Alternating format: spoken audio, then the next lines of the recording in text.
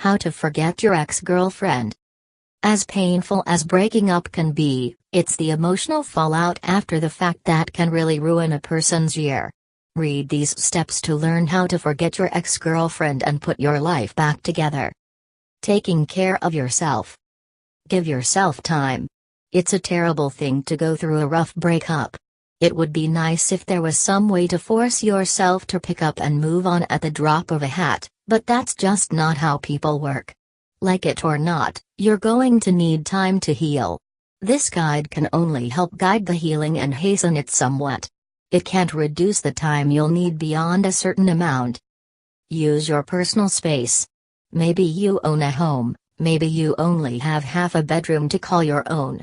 Whatever the case, find times and places where you can be alone with your thoughts, and let them come naturally. When you have personal space, you have no restrictions on your thoughts. Knowing you have a place where you can be totally honest with yourself will help you cope with your anger and sadness in other areas of your life.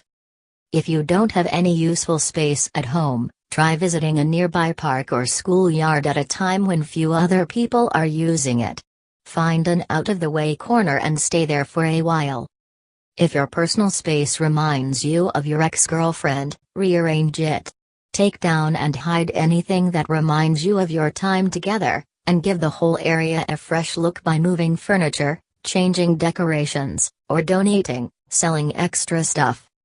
Consider meditation during your personal time, to help you sort things out in your head. There are various meditation methods. The most basic is to sit and breathe evenly, focusing on the physical sensation of your own body, until your thoughts become clearer and less overwhelming. Resist the temptation to call. Especially after longer-term relationships, the urge to get back in touch with your ex can be overwhelming. Do your very best to resist it, it will only make things worse in the long run.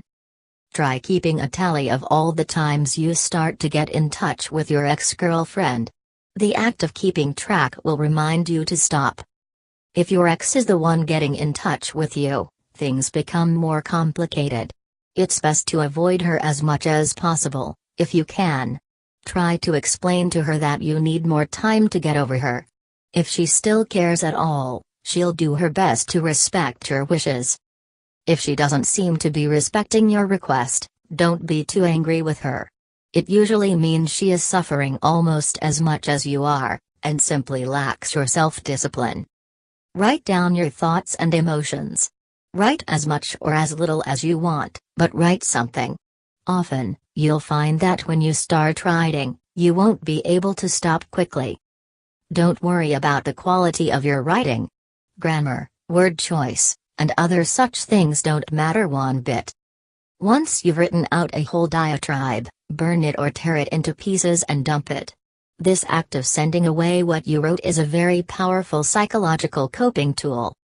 Don't send, or plan to send, any of your writing to your ex, not even a letter.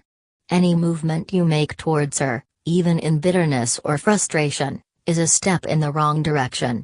Remember, you're trying to cut the ties that bind, not tangle them. Write down your hopes and interests.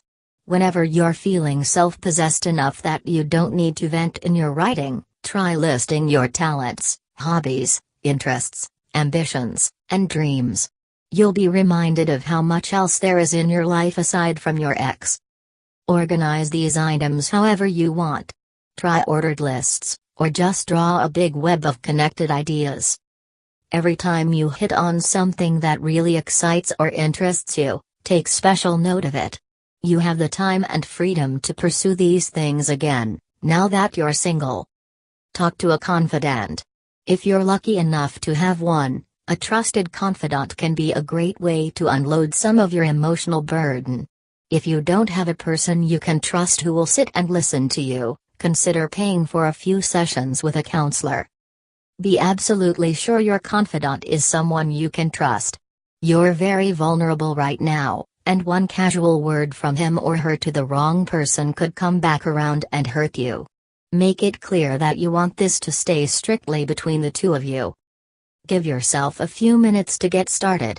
You'll feel embarrassed and silly at first, But if you talk for a couple of minutes and see that your confidant isn't judging or ignoring you, the words will start coming faster than you can keep up. Rebuilding your life. Set strict boundaries. Make a conscious, sustained effort to maintain a bubble around yourself that your ex can't pass into. If you're still in contact, make it clear to her that you're breaking off contact so you can take the time you need to heal. Tell her not to call or text you, since you won't respond. There's no need to be rude or insulting when you tell her this. Being polite but distant is a better approach, as it demonstrates that you aren't doing it just to get a rise out of her. If she asks how long this change will be in effect, tell her it will take as long as it takes. There's no way to put a strict date on when you'll be able to be around her without feeling upset again. Sometimes it's only for a month or two, in rare cases, it could be for the rest of your life. Be true to your word. Don't call, text, email, or write her back if she contacts you, unless you have a life and death reason for doing so. It will hurt when she realizes she can't lean on you anymore, but she'll be better off for it in the long run. Change your schedule.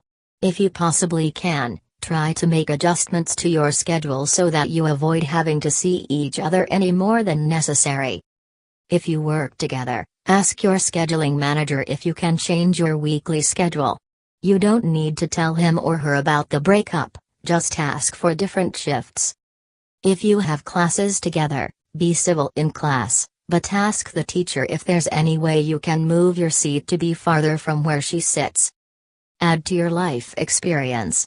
Take care of yourself by pursuing the experiences you've always wanted to have.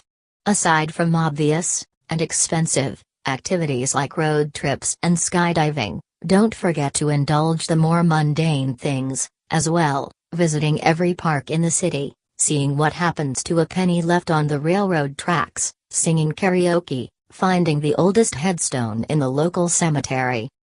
A penny on the railroad tracks won't derail a train, in case you're worried.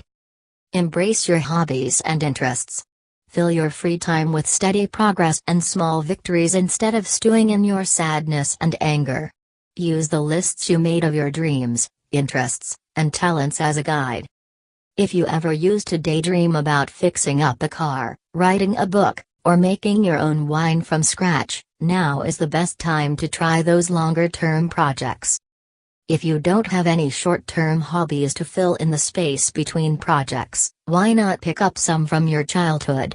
Nobody's around to think less of you for working on a model kit, filling in a coin collection, or trying to beat a difficult video game.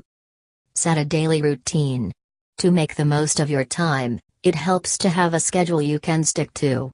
Start with a regular bedtime and a regular waking time every morning, and then roughly plan out your weekday routine. Be sure to make time for hygiene, exercise, chores, and meals. Load up your days off with plenty of personal time. Don't be too strict when scheduling your life, or you might get upset when things disrupt your plans. Instead, have a basic idea of how long each part of your day should take, and a regular order to those parts. Anything more is counterproductive. Explain things to your mutual friends. They'll have heard her side of the story by now, but that's not terribly important. What matters is briefly explaining how you feel to the friends that you both share. Ask them to be careful about not inviting you over when your ex is there, and vice versa.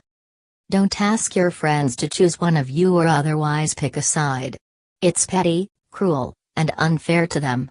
If they like both you and your ex-girlfriend, that's their business. Socialize with your friends more. One of the toughest parts of being single is feeling lonely again after having someone around to spend time with whenever you wanted.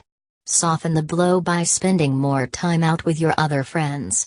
Even though you and your ex might share many of the same friends, depending on how long you were together, and how close you were, there's no reason you can see them without her around.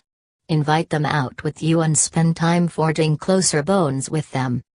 By taking the initiative instead of waiting to be invited out, you'll show your friends you still care about them. Additionally, you'll have a greater amount of control over where you go and what you do together, which should help minimize the chances of running into your ex or anything that reminds you of her. Remember, there's no harm in asking them to avoid getting both you and your ex together at parties and such. Just be civil, and don't ask them to take sides.